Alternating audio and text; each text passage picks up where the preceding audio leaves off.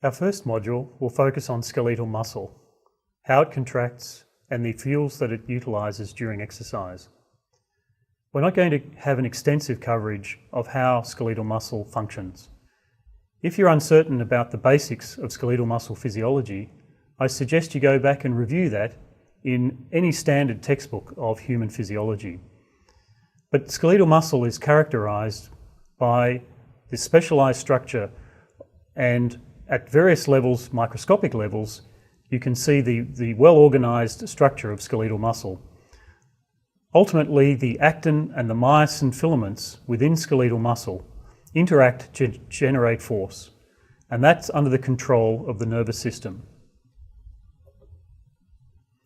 You should review the basic steps and sequence of events involved in muscle contraction. It starts in the motor cortex with activation of the motor centres that control various muscles of the body. There's descending motor activation through the various motor pathways, and finally excitation of the alpha motor neurons that go to specific muscles. The transmission of the electrical impulse across the neuromuscular junction is mediated by the transmitter acetylcholine, and ultimately the excitation of the motor nerve is transferred to excitation of the muscle membrane and the extension of the muscle membrane into the muscle, the T-tubule.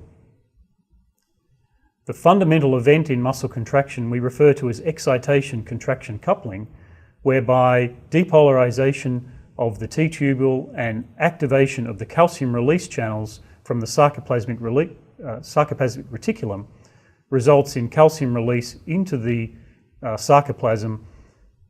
Calcium then binds with troponin C, allows the interaction of actin and myosin, and we get the generation of force. ATP, or adenosine triphosphate, the high energy molecule that's utilised at various steps in muscle contraction, is very important, and we'll spend some time looking at the energetics of muscle and the fuels for exercise in our next module.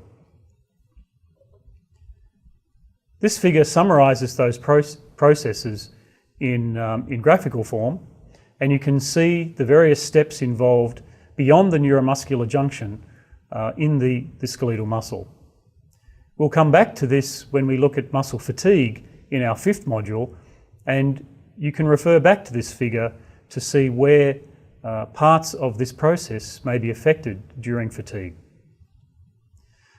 So again, just to reiterate some of the key steps, we have excitation of the muscle membrane and the T-tubule, release of calcium from the sarcoplasmic reticulum, and during recovery, the resequestration of calcium back into the sarcoplasmic reticulum, the binding of calcium to the thin filament complex, and the interaction of actin and myosin and the hydrolysis of ATP. There are a number of processes within muscle contraction that are dependent upon ATP. Notably, the myosin ATPase is important in the cross-bridge cycle. But other important sources or other important sites of ATP utilization include the sodium-potassium ATPase, which is very important in maintaining the excitability of the sarcolemma, particularly in returning potassium to the muscle after each action potential. Another important ATPase is the calcium ATPase on the sarcoplasmic reticulum. And during relaxation, when calcium is pumped back into the sarcoplasmic reticulum, this enzyme is very active. Studies in rodents where selective inhibitors of the myosin ATPase have been used to reduce the force output of muscle, but during activation there's still activity of the sodium-potassium ATPase and the calcium ATPase, suggest that the ATP utilization due to the myosin ATPase or the force production is about 50 to 60% of the total ATP turnover. But all of these processes are critically dependent upon ATP. If we turn our attention to how ATP is utilized during exercise, we need to just reflect on how in exercise science we express exercise intensity. And that's normally done relative to the maximal oxygen uptake.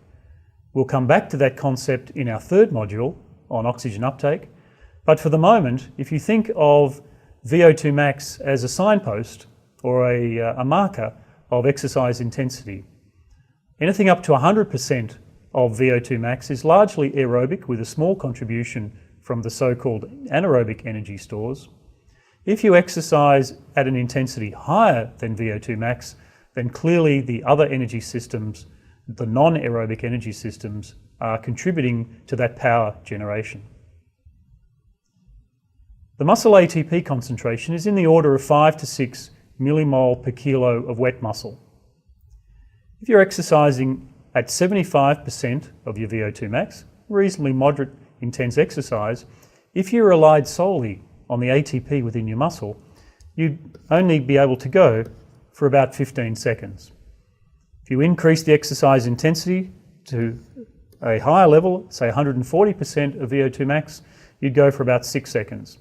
And then if you went as hard as you possibly could for a very short period, relying only on the ATP in your muscle, you'd last less than 2 seconds. So clearly, other metabolic pathways in skeletal muscle are activated to generate ATP to maintain muscle contraction. These energy systems traditionally have been divided into two types. The first refers to substrate level phosphorylation, where the ATP is regenerated via the interactions and the exchange of phosphate during a series of reactions directly at the substrate level. The first of these is using creatine phosphate, which is another high-energy phosphate compound stored in skeletal muscle. The other pathway is the so-called anaerobic glycolysis, where glucose units, either from blood glucose or muscle glycogen, are broken down in a series of steps to pyruvate, which can then either be oxidized or converted to lactate. And at high rates of energy expenditure, the conversion of pyruvate to lactate is the dominant pathway. The other metabolic pathway is oxidative phosphorylation. And in this pathway, the metabolism of carbohydrate and fat generate electron donors, which then interact with molecular oxygen in the electron transport chain to establish an electromotive gradient which drives the resynthesis of ATP. This figure summarizes those energy systems. The important processes I mentioned earlier, where ATP is utilized in muscle contraction, and then the other pathways that regenerate ATP from ADP during exercise of varying intensity and various duration. In our next module on fuels on exercise, we'll focus on these various energy systems in more detail. For the moment, however, creatine phosphate and the degradation of carbohydrate to lactate are the so-called anaerobic pathways. And then in terms of oxidative metabolism, the utilization of carbohydrate, lipid, and to a very small extent, protein. It's worth just reflecting on an overview of skeletal muscle energy metabolism. We'll come back to this, as I said, in the second module on fuels. Here is the utilization of ATP in the cross-bridge cycle. Creatine phosphate serves as a buffer for ATP levels during very intense exercise. The other metabolic pathways involve carbohydrate, where it's degraded through glycolysis and then either converted to lactate or into the mitochondria, where the Krebs cycle and the electron transport chain can generate ATP. The other important fuel during exercise is fat, and this fat can either come from the adipose tissue triglyceride stores and the plasma fatty acids, or the intramuscular triglycerides. These are broken down. The fatty acyl-CoAs are transferred into the mitochondria across the mitochondrial membrane. There's a process known as beta oxidation, where these fatty acids can be degraded, enter the Krebs cycle, and in much the same way for carbohydrate, generate ATP through the electron transport chain. As I said, we'll come back to this topic in much more detail in our second module on fuels for exercise.